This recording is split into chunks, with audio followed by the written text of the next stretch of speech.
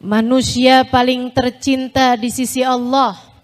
Semoga kita semuanya disayang oleh Nabi besar Muhammad, manusia yang paling disayang oleh Allah Subhanahu wa taala.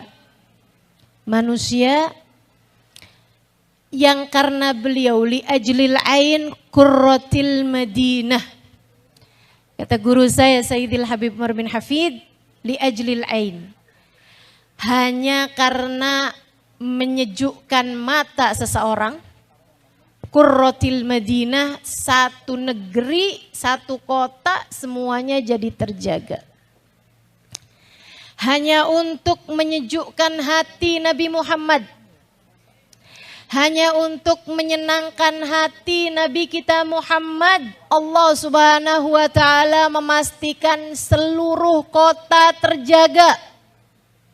Seluruh negeri nggak ada yang kena bencana sepanjang hidup baginda kita Nabi besar Muhammad. Tidak pernah ada kebanjiran, tidak pernah ada gempa, tidak pernah apalagi ada tsunami, tidak pernah. Bencana apapun terjadi selama hidupnya baginda kita Nabi besar Muhammad di kota Madinah. Teman-teman saudaraku sekalian yang saya muliakan, Allah Subhanahu wa taala berfirman tentang hal ini.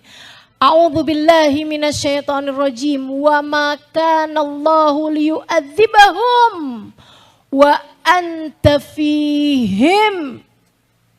Kami tidak akan menurunkan bencana kepada satu kaum selagi engkau wahai Nabi Muhammad ada di antara mereka. Ketika kami lihat engkau ada di antara mereka, kami pun memastikan satu negeri semuanya aman agar hatimu menjadi tenang. Li ajlil ain qurratil Madinah. Hanya untuk menjaga tenangnya hati Nabi Muhammad, Allah jaga seluruh negeri. Saudariku sekalian yang saya muliakan, sebab Nabi Muhammad manusia paling tercinta di sisi Allah. Sebab Nabi Muhammad manusia paling tersayang di sisi Allah. Maka dimanapun saja Nabi berada, Allah akan menurunkan rahmat. Allah akan menurunkan kasih sayang, Allah akan menurunkan perlindungan kepada apapun yang ada di sekeliling baginda kita Nabi besar Muhammad. Saudariku sekalian yang saya muliakan, sampai bahkan dirasakan oleh binatang-binatang ternak. Bahkan dirasakan oleh binatang-binatang ternak. Para penggembala kambing bercerita, kalau Nabi Muhammad sedang ada di kota Madinah, kami tuh kalau mau mengeluarkan kambing untuk kami gembalakan, untuk kami bawa ke padang rumput makanan mereka. Kambing pagi-pagi berasa lapar, kayak ibu-ibu kok belum sarapan? Semangat banget pergi ke tukang nasi uduk.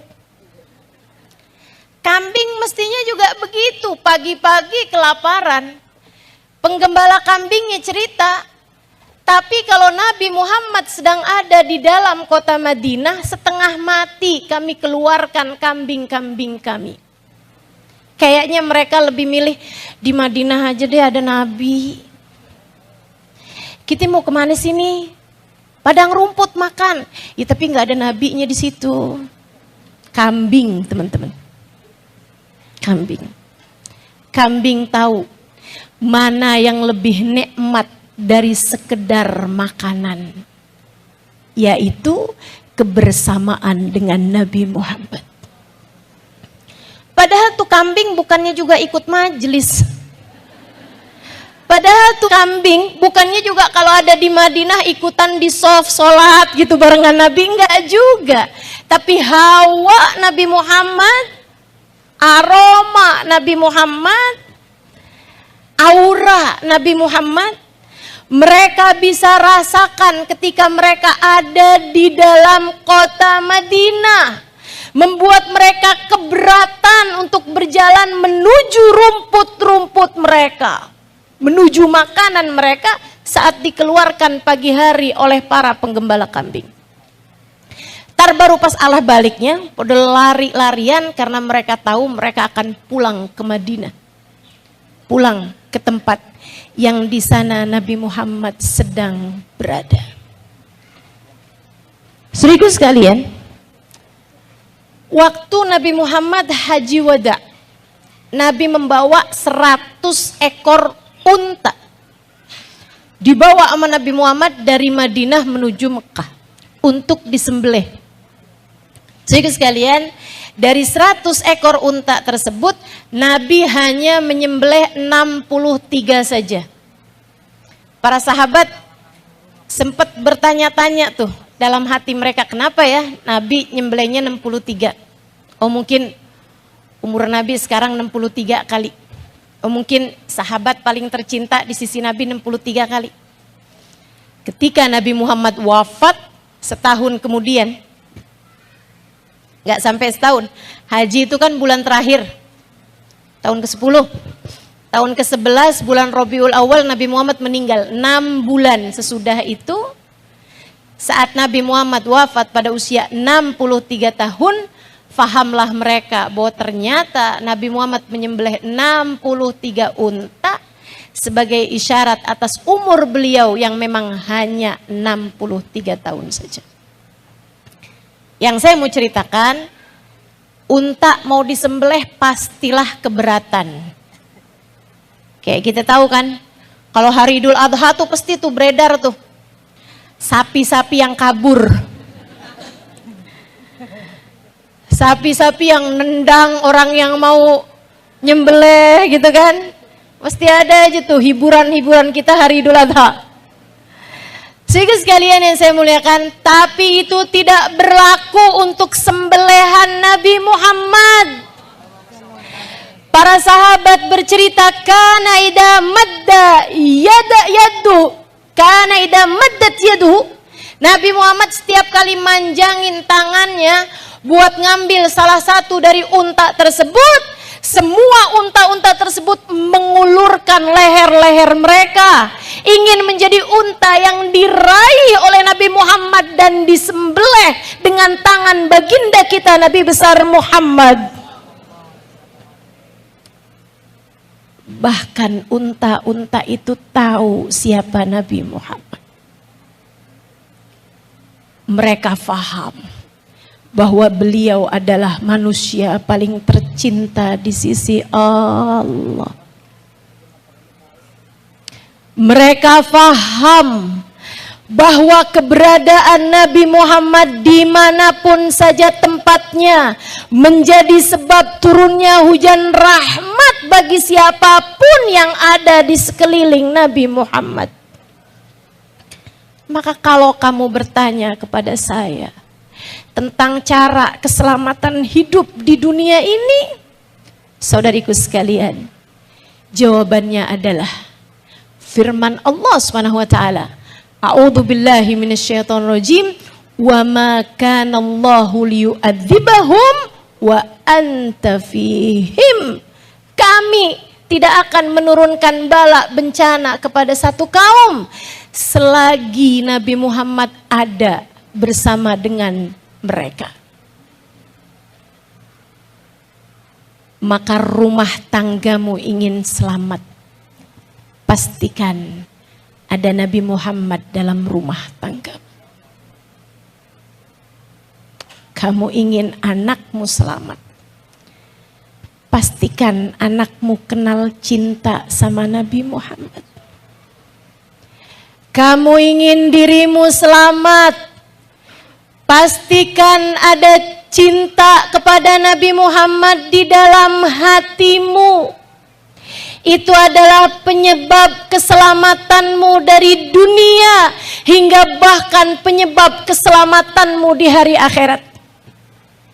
Memahami hal ini, para sahabat menjadikan cita-cita tertinggi tinggi mereka di dunia ataupun di masa sesudah kematian adalah kebersamaan dengan baginda Nabi besar Muhammad sallallahu alaihi wa ala alihi wa sahbihi wasallam. Sebutlah Harithah. Ada seorang sahabat Nabi pemuda namanya Harithah. Saudara sekalian, dulu Nabi Muhammad rumahnya suka dijagain. Bukan karena Nabi yang minta, tapi karena para sahabat merasa nggak aman. Mereka khawatir terhadap keamanan Nabi Muhammad. Setiap Nabi Muhammad ada di kota, di Madinah, mereka berjaga semacam hansip. Jaga rumah Nabi Muhammad tiap malam. Ada tuh petugas jaga malam. Zaman sekarang sih dibikinin grup WhatsApp nih. Judulnya penjaga rumah Nabi. Ada beberapa orang pemuda melamarkan dirinya untuk jagain rumah Nabi Muhammad sallallahu alaihi wasallam. Kalau Nabi Muhammad pergi berperang juga selalu ada 2-3 orang sahabat berjaga nyatronin tenda Nabi besar Muhammad sallallahu alaihi wasallam. Sampai turun firman Allah Subhanahu wa taala, wallahu ya'asimuka minan nas. A'udzubillahi minasyaitonir rajim. Wallahu ya'asimuka minan nas. Allah menjagamu wahai Nabi Muhammad dari kejahatan manusia. Sejak turun ayat itu, Nabi ngumpulin para penjaga malam. Petugas ronda nih, kumpulin sama Nabi. Nabi Muhammad bilang, makasih atas penjagaan kalian selama ini, tapi mulai nanti malam, dah gak usah. Gak usah lagi jagain rumah saya, Allah sudah jaminkan, Allah sudah janjikan, a'udzubillahi minasyaitonir rajim, wallahu ya'asimuka minan nas. Gak usah ada yang jagain rumah saya. Lebek Rasul. Saat malam hari tiba, udah tuh gak ada yang jagain. Kecuali satu orang. Namanya Harithah. Nabi semalam, 2 malam, 3 malam memang gak keluar rumah di malam hari. Pada satu malam, Nabi Muhammad keluar dari rumah. Mungkin mau ke tempat untuk buang hajat. Karena orang zaman itu tuh belum ada yang pada punya kamar mandi di rumah kan. Ada hajat beliau yang beliau mau datengin di waktu malam. Beliau keluar dari rumah dapetin, ternyata ada Harithah. Rasul mau kemana nih Rasul? Saya temani, saya antarkan. Mungkin ada kebutuhanmu yang bisa saya bantu. Kata Nabi, Harithah, lebih Rasul. Kamu kemarin waktu meeting gak hadir bagaimana nih? Hadir Rasul. Saya sampaikan kepada semua petugas ronda untuk mulai beberapa malam yang lalu itu udah gak ada yang jaga lagi di rumah saya. Iya Rasul, lebih Rasul. Lah kenapa kamu masih berjaga juga wahai Harithah? Rasul, saya ini berjaga bukan buat menjaga rumahmu wahai Rasul. Tidak juga apalagi untuk menjagamu wahai Rasul. Tentu tidak. Apalah arti penjagaan Harithah sesudah Allah Subhanahu wa taala menjagamu langsung wahai Rasulullah. Terus kamu tetap berjaga gini ngapain? Untuk menjadi orang yang dapat berkhidmah kepadamu di waktu malam wahai Rasulullah. Kalau siang pada rebutan sekedar membawakan sendalmu. Kalau siang susah mau khidmah kepadamu ya Rasulullah. Kalau siang mau ikut-ikutan untuk berkhidmah kepadamu Udah pada ngantri, ada bagiannya sendiri-sendiri. Jadi saya pikir, udahlah, saya khidmahnya di malam hari aja boleh ya Rasul. Sehingga saya dapat menjadi orang yang dapat memenuhi kebutuhanmu di waktu malam. Mungkin mau minta diambilin air, mungkin mau minta dianterin ke satu tempat. Biarkan saya menjagamu ya Rasulullah. Biarkan saya mendatangkan hajatmu wahai Rasul. Bukan mau minta didoain, bukan mau bilang Rasulullah, saya pengen khidmah Rasul, biar saya jodohnya cepet datang. Saya mau khidmah kepadamu wahai Rasul, biar cepet kebeli rumah. Gak ada. Hanya cinta. Hanya cinta. Nabi Muhammad terharu dengernya. Jadi kamu setiap malam ada di depan rumah saya Harithah. Lebek Rasul. Nabi tuh Bu, kalau dibikin baik sama orang, dengerin ucapan saya baik-baik. Nabi, kalau kamu berbuat baik kepada Nabi Muhammad, berkhidmah di jalan Nabi Muhammad, bersolawat kepada Nabi Muhammad, melakukan apapun demi cintamu kepada Nabi besar Muhammad, Nabi akan membalas dengan yang lebih besar. Kana yaqbalul hadiyah wa yukafi'uha. Sesungguhnya Nabi Muhammad menerima ketika ada orang berbuat kebaikan kepada beliau, memberi hadiah kepada beliau, wa yukafi'uha, dan Nabi membalasnya. Dan Nabi membalasnya. Kita tahu balasan dari seseorang seringkali sesuai dengan kedermawanan yang ada dalam hatinya.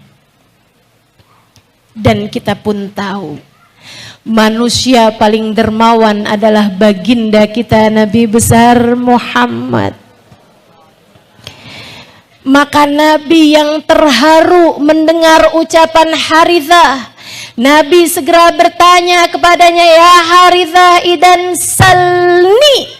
Wahai Harithah, kalau gitu mintalah kepadaku sesuatu, aku akan mendoakannya untukmu.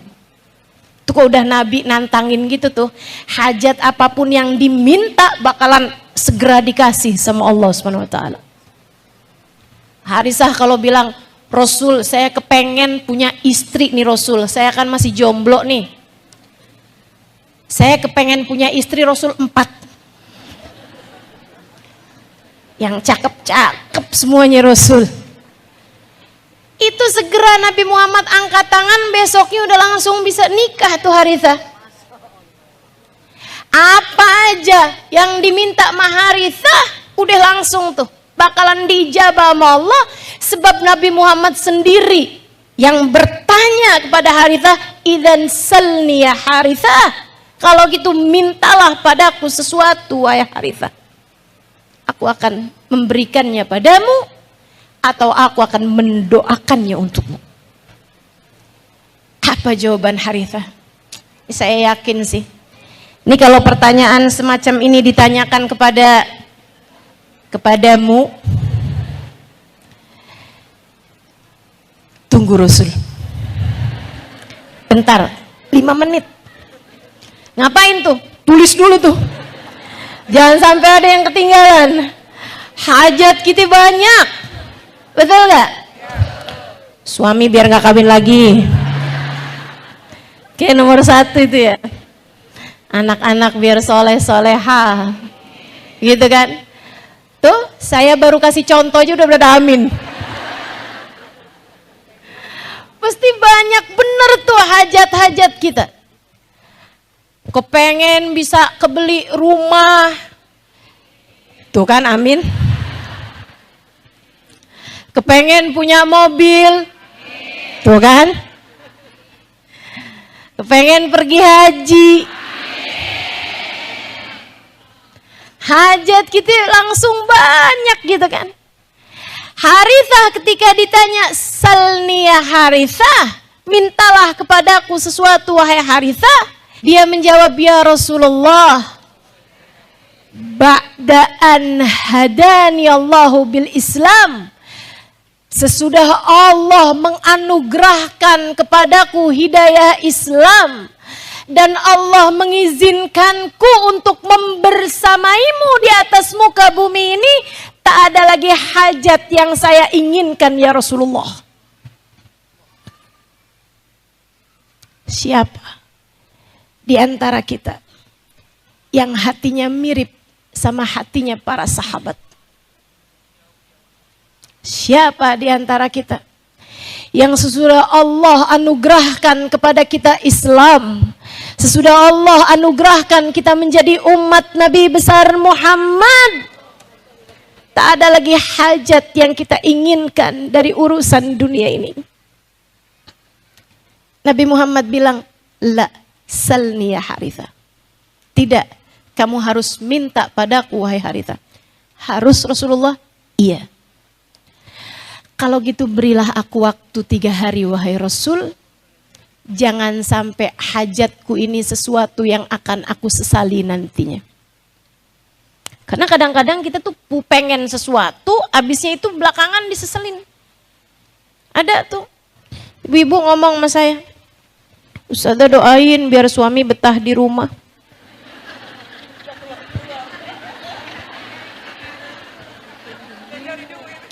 Saya bilang, Bu, udah deh, yang Allah tetapkan tuh yang terbaik. Enggak gitu Ustazah. Saya tuh Ustazah jadi istri tapi rasanya kayak gak jadi istri gitu Ustazah. Suami saya jarang banget ada di rumah, doain apa Ustazah? Fatihah. Dia pun baca tuh Fatihah. Sebulan, 2 bulan, 3 bulan, beberapa bulan kemudian, Ustazah,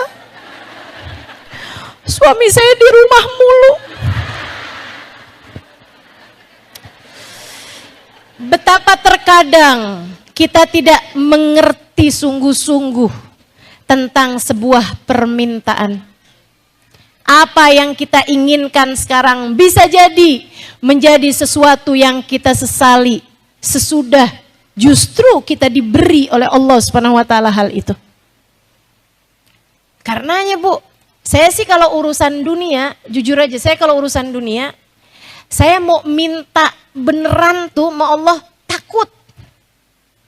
Jadi saya kalau urusan dunia tuh, ya Allah kalau emang itu baik bagi saya, berikan. Dan saya tahu ketika belum diberi oleh Allah atau ketika tidak diberi oleh Allah, saya tahu bahwa itu adalah yang terbaik untukku. Kayak urusan anak misalnya. Ya Allah kalau emang baik kasih ya Allah. Dulu urusan jodoh juga gitu. Kalau emang baik kasih ya Allah. Ternyata dikasih. Ganteng pula. Urusan anak juga gitu ya Allah. Kalau emang baik kasih ya Allah. Ternyata gak dikasih-kasih. Ternyata itu adalah hal terbaik. Udah gak usah penghibur Bu, tenang. Saya tahu itu adalah yang terbaik dari Allah Subhanahu wa ta'ala. Saya tidak mau menjadi seseorang yang saya minta suatu kali untuk kemudian saya sesali berikutnya. Saya nggak mau menjadi seseorang sebab saya nggak tahu kalau urusan dunia tuh baik nggak baiknya buat kita nggak tahu. Karenanya Sayyidina Ali bilang terhadap urusan dunia nih, kata Sayyidina Ali bilang, saya kalau berdoa urusan dunia Allah kasih, saya bersyukur sekali. Tapi kalau Allah nggak kasih, saya bersyukur 2 kali. Kenapa gitu Sayyidina Ali? Sebab kalau saya diberi, Allah menjadikan saya seperti yang saya mau. Tapi kalau nggak diberi, Allah menjadikan saya seperti yang Allah mau. Dan apa yang Allah mau selalu lebih baik daripada apa yang saya mau. Gitu. Jadi Harithah takut doanya sesuatu hal yang belakangan akan beliau sesali. Minta tangguh waktu 3 hari. Selama 3 hari itu setiap malam berjaga di rumah Nabi Muhammad. Sambil mikir, minta apa ya enaknya. 3 hari kemudian Nabi Muhammad sengaja keluar dari rumah buat berjumpa dengan Harithah. Sudah kamu pikirkan Harithah? Sudah Rasul. Apa permintaanmu itu wahai Harithah? Agar aku berikan jika aku memilikinya atau aku memohonkannya kepada Allah untukmu. Harithah menjawab sambil tersenyum. Sesudah difikir 3 hari 3 malam, apa nih hajat yang gak akan pernah saya sesali sampai kapanpun. Dia menjawab, ya Rasulullah, uridu murafaqatuka fil jannah. Saya ingin dapat membersamaimu kelak sampai surga Allah Ta'ala. Saya ingin tetap menjadi kawanmu. Nih di dunia menemanimu segini senengnya wahai Rasul. Saya kepengen kesenangan ini terus panjang sampai di akhirat. Kesenangan ini terus panjang sampai ke surga. Nabi senyum. Kemudian menjawab, idzan a'inni 'alaiha bikathratis sujud. Jika begitu, bantulah aku agar kamu layak mendapatkan itu dengan perbanyaklah sujud kepada Allah. Cita-cita para sahabat kebersamaan dengan Sayyiduna Muhammad. Saudaraku sekalian, karenanya para sahabat tuh kalau ditanya apa hadis Nabi yang paling membuat mereka bergembira. Hadisnya sebagaimana diriwayatkan oleh Bukhari Muslim. Nabi satu waktu sedang khutbah Jumat cerita tentang kiamat. Dan kita semua tahu khutbah Jumat itu nggak ada sesi tanya jawabnya. Tiba-tiba di antara soft para pendengar ada satu A'rabi, orang dari gunung. Seringnya nggak ngerti etika. Dia angkat tangan, dia bilang, ya Rasulullah mata sa'ah. Angkat tangan, belum diperkenankan ngomong, udah langsung nanya. Rasul, kiamat sebenarnya kapan sih? Kau cerita-cerita tentang kiamat nih, kiamatnya kapan dah Rasul? Nabi memberi isyarat padanya untuk diam, para sahabat pun memberi isyarat padanya untuk diam dan duduk kembali, dia pun duduk kembali mendengarkan sampai khutbah Nabi Muhammad selesai. Sampai Nabi Muhammad selesai khutbah, kemudian sholat Jumat. Habis selesai sholat Jumat baru Nabi Muhammad berdiri kemudian bertanya, Manisail anisa'ah. Nabi, tadi siapa tuh yang tanya-tanya tentang kiamat kapan? Itu para sahabat ketika dia nanya tuh, ya Rasulullah mata sa'ah. Sahabat tuh kayak pada kesel nih, orang emang kagak ngerti etika dah. Ini kan khutbah Jumat ya, bukan diskusi, bukan seminar. Lah kenapa dia pakai tanya gitu? Kayak ngelihatnya nggak seneng gitu sama sahabat yang membuat konsentrasi jadi buyar. Tapi habis selesai khutbah Nabi Muhammad nanya, selesai sholat Jumat, Manisail anisa'ah. Kata Nabi, tadi siapa tuh yang tanya-tanya tentang kiamat kapan? Ana ya Rasulullah, saya wahai Rasul, saya emang penasaran banget dah. Kiamatnya tuh sebenarnya kapan? Nabi justru balik bertanya padanya. Bukan dijawab sama Nabi, tapi balik ditanya. Mada a'datta laha? Kamu tanya-tanya tentang kiamat kapan, memangnya sudah punya persiapan apa? dijawab sama dia. Ya Rasulullah, ma'adattu laha bikathratis shalah wala bikathratis siyam walakinnani uhibbuka ya Rasulullah. Rasul, saya nggak punya persiapan sholat sunnah banyak. Artinya sholat wajib dikerjain. Sholat sunnah pun punya tapi nggak banyak. Para ulama membahas nggak banyaknya sahabat tuh tahajud nggak tinggal, witir nggak tinggal, duha nggak tinggal, qobliyah ba'diyah nggak tinggal. Itu nggak banyaknya sahabat. Beda sama kita, baru nambah 2 rakaat duha aja berasa paling solehah. Berasanya kayak udah surga dibuka selebar-lebarnya buat kita. Padahal sholat duha pun karena ngarepin rezeki luas. Siapa yang suka begitu?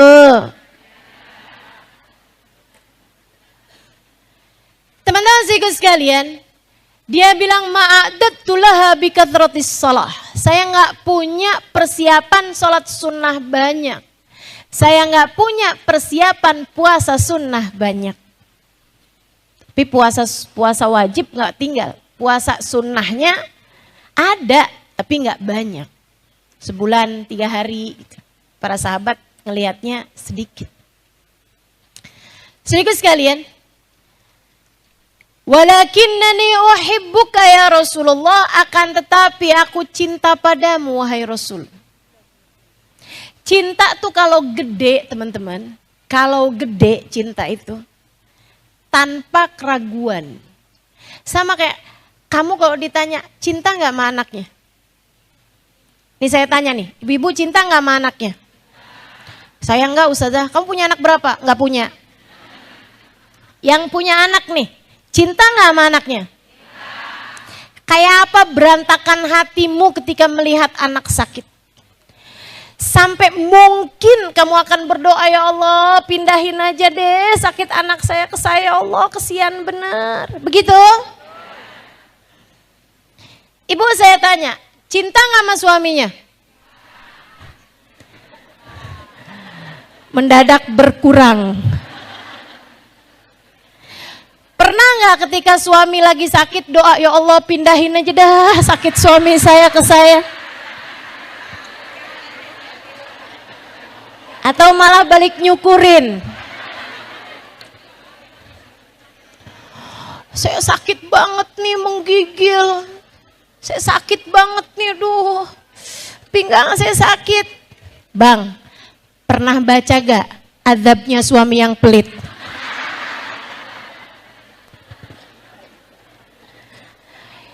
Ketika cinta besar, hati kita tidak ragu terhadap rasa tersebut. Para sahabat merasakan hal itu kepada baginda Nabi besar Muhammad. Membuat mereka, saudaraku sekalian saya muliakan, itu kalau sholat subuh, banyak di antara mereka habisnya sholat subuh tuh nggak pada mau pulang, sampai duhur. Ntar kalau habis duhur juga gitu, ntar asar, tanggung. Habis asar tuh banyak yang, maghrib kayaknya deket lagi nih. Percuma pulang juga, ntar baru nyampe rumah udah kangen lagi sama Nabi. Mendingan balik aja ke masjid. Sampai Nabi Muhammad tuh, habisnya selesai sholat subuh, Nabi kan waktunya duha, sholat lagi tuh di dalam masjid. Makanya satu-satunya sholat sunnah yang disunahkan bagi laki-laki untuk mensolatinya di dalam masjid selain bulan Ramadan adalah sholat duha. Karena Nabi Muhammad sering mengerjakan sholat duha di dalam masjid. Beliau kalau tahajud malah di rumah. Beliau bahkan terawih kecuali 3 hari yang pertamanya dalam masjid, sisanya beliau terawih pun di dalam rumah. Saudaraku sekalian yang saya muliakan, Nabi Muhammad sallallahu alaihi wasallam kalau lagi sholat duha kok dapetin masjid masih rame aja ya. Ditanya sama Nabi, kalian ngapain ada di masjid? Mereka mau bilang, daripada pulang ntar kangen Rasul. Malu, mau ngomong gitu malu. Jadi kalau ditanya sama Nabi, kalian ngapain di masjid? Mereka jawab, Nusalli ya Rasulullah, kita sholat wahai Rasul. Nabi lihat abis duhur ke asar juga pada sholat. Abis asar ke maghrib juga banyak sahabat nunggu beliau di masjid. Beliau kemudian bikin aturan. Begitu orang-orang habis selesai sholat subuh sama Nabi dibilangin, la sholata ba'dal fajr. Nggak ada sholat sunnah habis sholat subuh, pulang sana pulang. Asar juga gitu. Makanya ada hadis la sholata ba'dal asar. Nggak ada sholat sesudah sholat asar. Pulang sana.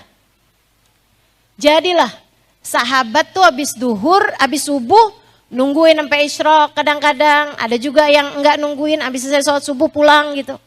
Ntar mereka datang lagi jelang-jelang duhur. Mereka tunggu sampai asar, habis asar pada pulang. Disuruh sama Nabi buat pulang. Nanti datang lagi sebelum maghrib, maghrib ke isya mereka tungguin, habis selesai sholat isya pada pulang. Wah, kesian dong istri-istrinya. Jadi jarang ketemu para sahabat. Enggak juga teman-teman. Istri-istri mereka begitu suaminya pulang, mereka pun langsung nanya, Nabi Muhammad kabarnya gimana? Ceritain dong tadi Nabi Muhammad ngomong apa? Tadi gimana kamu ketemu sama Nabi Muhammad? Kamu ada inian enggak? Nabi ada pesan tertentu enggak? Apa tadi Nabi Muhammad cerita apa tadi? Ceritain dong, ceritain dong. Nabi seneng apa enggak hari ini? Nabi kelihatan mukanya kayak gimana hari ini? Semuanya kayak begitu. Jadi para istri-istri tersebut merindukan suaminya bukan karena suaminya, akan tetapi merindukan suaminya karena rindu mereka kepada Nabi besar Muhammad. Saudaraku sekalian, para sahabat yakin 100% sama cinta yang mereka rasakan di dalam hati karena cinta tersebut sudah sangat besar. Karenanya A'rabi ini bilang, ma ya Rasulullah, ma'a'dattu laha bikathratis salah wala bikasratis siyam, walakinni uhibbuka ya Rasulullah. Wahai Rasul, saya nggak punya persiapan sholat sunnah banyak, saya nggak punya persiapan puasa sunnah banyak, akan tetapi hati ini mencintaimu wahai Rasulullah. Nabi nggak bilang ente jangan cinta mane yang taat aja, nggak gitu. Makanya kalau ada orang sekarang bilang sama Nabi tuh kalian nggak usah berlebihan. Cinta sama Nabi jangan sampai ngalahin cinta sama Allah, nih orang kagak ngerti urusan. Ngapain sih kalian rame-rame bikin maulid?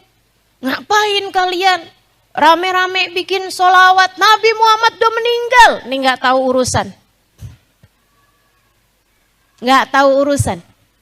Teman-teman saudaraku sekalian, rada susah ngomongin orang yang hatinya nggak punya cinta. Kita nggak bisa ngasih dalil sama orang yang nggak punya rasa yang sama.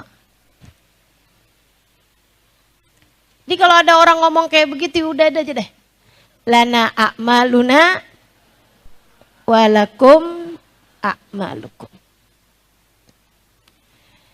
Nabi Muhammad ketika sahabat ini bilang walakinni uhibbuka ya Rasulullah, akan tetapi aku cinta padamu wahai Rasul, meskipun puasa sunnahku enggak banyak, salat sunnahku enggak banyak.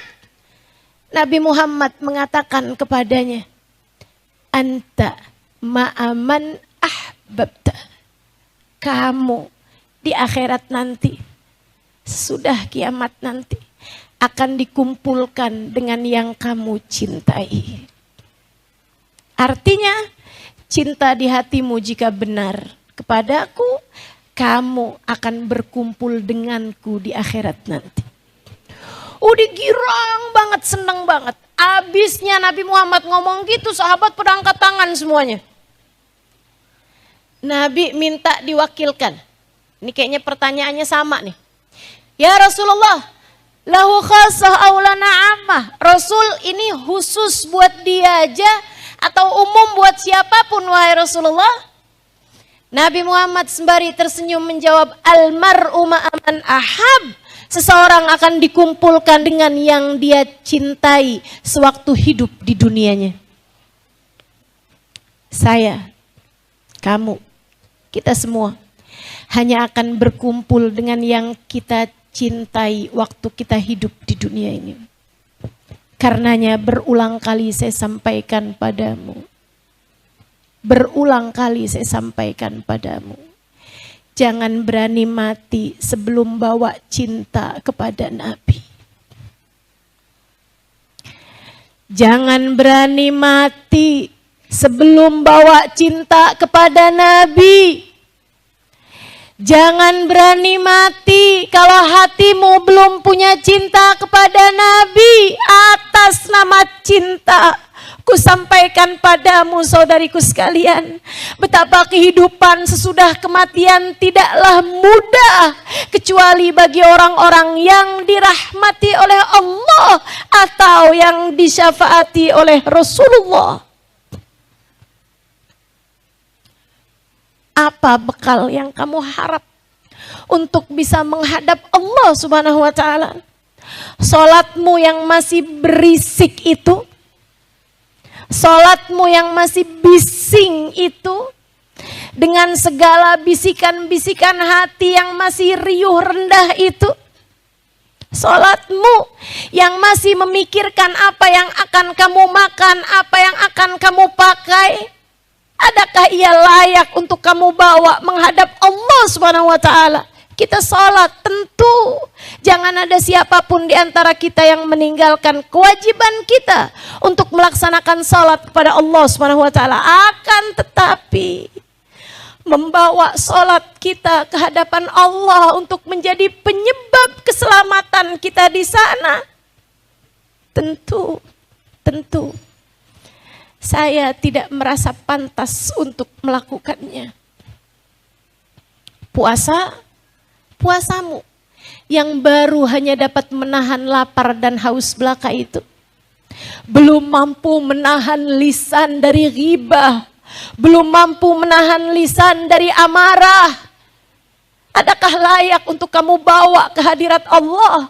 Bahkan guru saya Sayyidil Habib Zain bin Smith mengatakan, salatuna tahtaj ila istighfar. Salat kita itu lebih pantas dimohonkan ampun kepada Allah daripada diberi balasan pahala darinya.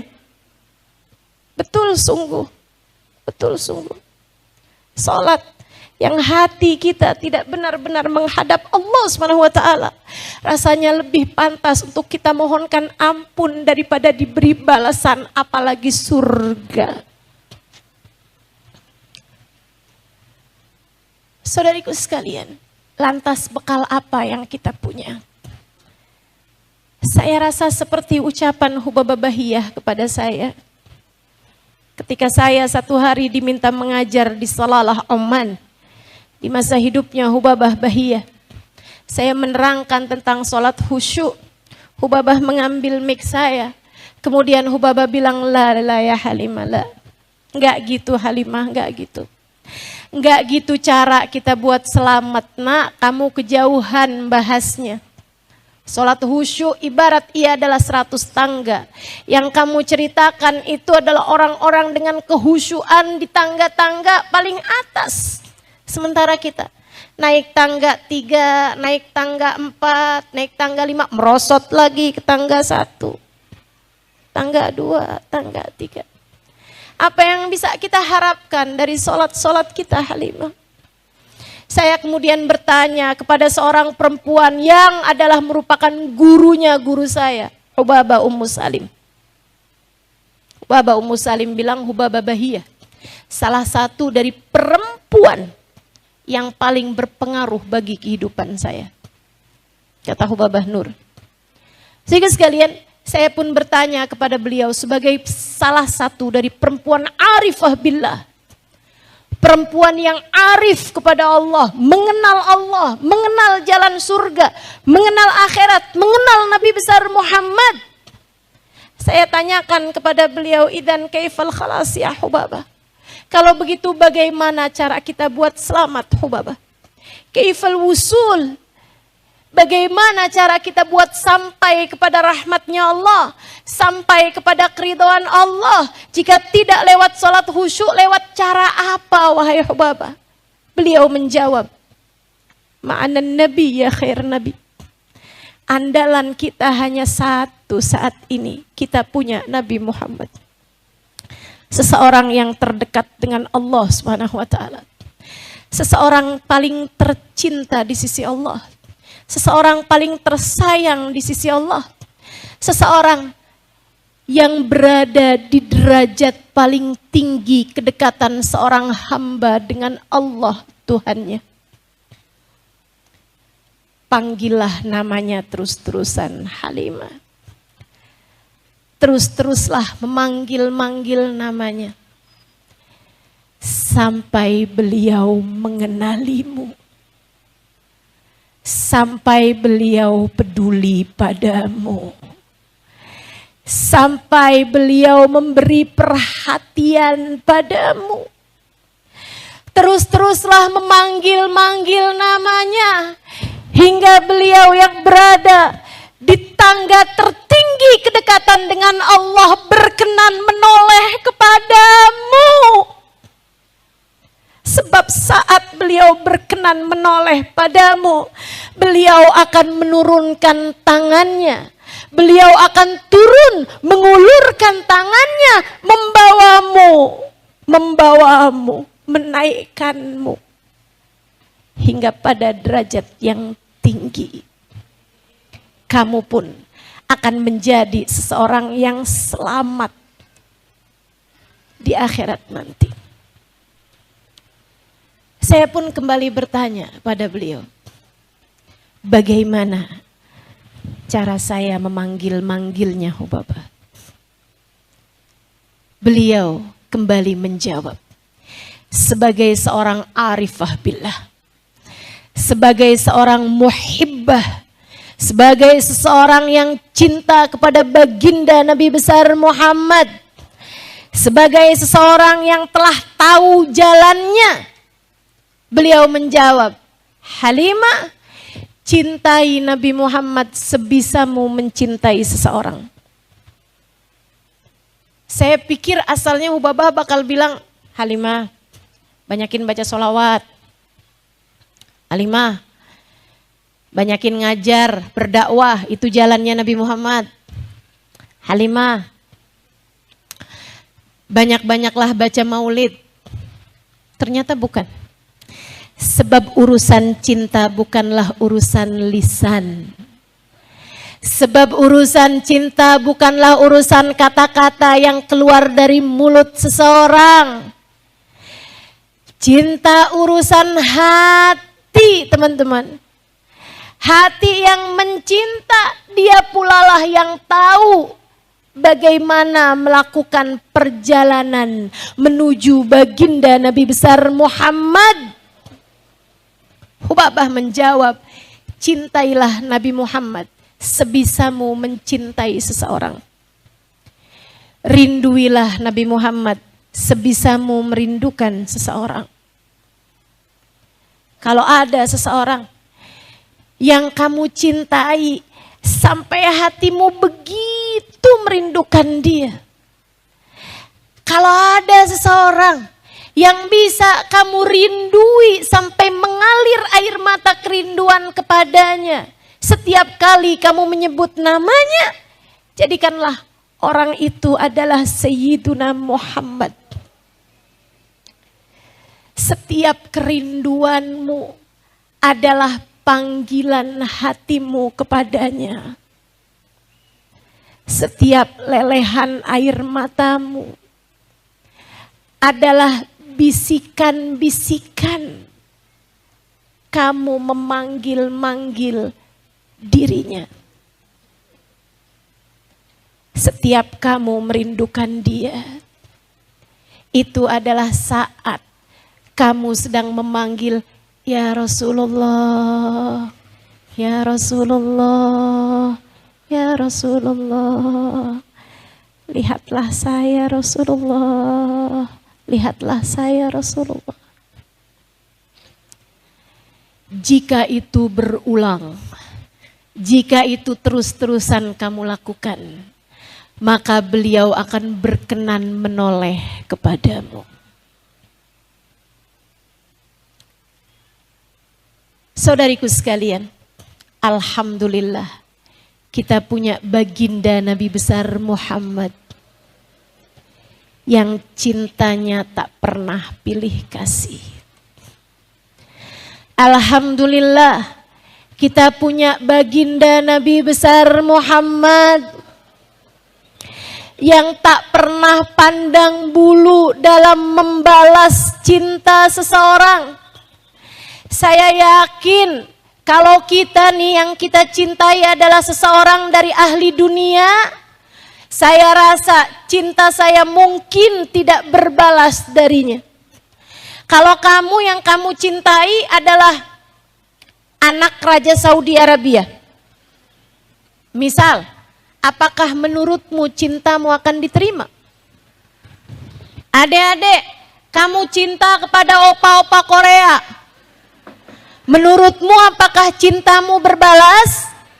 Tapi cinta kita kepada baginda Nabi Muhammad akan selalu berbalas. Saudaraku sekalian, saya lanjutkan, kembali saya sampaikan bahwa cinta kepada Nabi Muhammad tak ada yang tak berbalas. Cinta kepada Nabi Muhammad tak pernah bertepuk sebelah tangan. Bahkan saya pernah mendengar guru saya mengatakan, ketika kamu merasakan cinta kepada Nabi Muhammad, itu adalah karena Nabi Muhammad 1400 tahun yang lalu telah mencintaimu.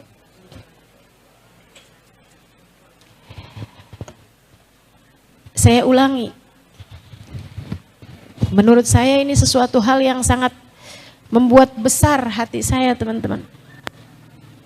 Bahwa cinta kepada Nabi Muhammad tak ada yang tak berbalas. Cinta kepada Nabi Muhammad, di saat kamu mencintainya, bisa jadi itu menunjukkan karena Nabi Muhammad telah mencintaimu 1400 tahun yang silam. Cinta kita kepadanya telah didahului oleh cinta beliau kepada kita. Alhamdulillah. Saya kalau cintanya sama orang lain belum tentu cinta saya dibalas. Kamu juga bukan? Kamu cinta sama orang lain belum tentu cintamu dibalas. Akan tetapi cinta kepada Nabi Muhammad, padahal Nabi Muhammad adalah manusia paling mahal. Padahal Nabi Muhammad adalah manusia paling tinggi. Padahal Nabi Muhammad adalah manusia yang paling berharga. Manusia yang kelak akan pegang kunci surga. Manusia yang bahkan Nabi Adam dan Nabi sesudahnya hanya akan berada di belakang benderanya di hari akhirat nanti. Manusia yang akan Allah dengarkan doanya bahkan hingga di akhirat nanti. Beliau manusia yang Allah jadikan namanya bersanding dengan nama Allah di pintu-pintu surga, di tiang-tiang arsy Allah Subhanahu wa taala, tanpa ada nama lain di antara nama mereka berdua. Saudariku sekalian, ketika kamu mencintainya, dia membalas cintamu. Ketika dia mencintainya, dia membalas cintamu. Siapa kamu? Kamu mencintainya, dia membalas cintamu. Siapa aku? Tapi kalau aku mencintainya, dia membalas cintaku. Siapa kita? Akan tetapi ketika kita mencintainya, beliau berkenan untuk membalas cinta kita. Ketika beliau membalas cinta kita, kita akan menjadi yang dia doakan bahkan di akhirat nanti. ketika beliau berkata, Rabbi salim ummati, Rabbi salim ummati. Ya Allah, selamatkan umat saya, ya Allah, selamatkan umatku. Kita termasuk di antara mereka. Ketika Nabi Muhammad berkata, Rabbi syafi'ni fihim, ya Allah, berikanlah syafaatku kepada mereka. Jadikanlah aku dapat menolong mereka. Ketika amal kita ditimbang dan ternyata dosa-dosa kita memenuhi timbangan. Ketika kita melewati jembatan sementara dosa membuat kita terjerumus masuk ke dalam neraka, Nabi Muhammad akan berkata, Rabbi syafi'ni fihim. Ya Allah, jadikanlah aku memberi syafaat kepada mereka. Sehingga Nabi pun kemudian menyelamatkan kita. Kita minta pada Allah Subhanahu wa taala, semoga Allah menjadikan besar cinta di hati kita kepada Nabi Muhammad. Siapapun di antara kita yang telah mencintai Nabi Muhammad, saya minta kepada Allah dengan berkat maulid Nabi Muhammad ini, ya Allah, ya Allah, ya Allah. Siapapun di antara kami yang telah mencintai Nabi Muhammad, tambahkanlah terus cinta di hati kami kepadanya. Sehingga cinta tersebut engkau serupakan menjadi tiket kebersamaan dengan beliau di akhirat nanti. Ya Allah. Dan siapapun di antara kami yang belum punya cinta kepada Nabi Muhammad, saya meminta kepadamu ya Allah, dengan keberkahan majelis maulid ini, dengan keberkahan perkumpulan-perkumpulan indah mengenang, mengingat baginda kami Nabi besar Muhammad. Di tempat ini ya Allah, jangan keluarkan ia dari majelis ini, jangan keluarkan ia dari masjid ini, jangan keluarkan ia dari tempat ini, kecuali setelah engkau berikan cinta di hatinya kepada Nabi Muhammad. Yang belum mengerti dirinya, yang belum faham keselamatannya ada di mana, kami mohon kepadamu ya Allah, jangan matikan dia kecuali setelah engkau letakkan di hatinya cinta kepada Nabi Muhammad. Pun demikian kami mohon untuk keluarga kami ya Allah, anak-anak kami, suami kami, orang tua kami, cucu-cucu kami, ponakan-ponakan kami, saudara-saudari kami, sahabat-sahabat kami, orang-orang yang kami sayangi, kami mohon padamu ya Allah, jangan biarkan kami mati kecuali setelah hati kami dipenuhi cinta kepada sang Nabi. Kecuali setelah hati kami berbekal cinta kepada baginda Nabi. Ya Allah, apabila datang ajal menjemput kami, matikan kami dalam husnul khatimah.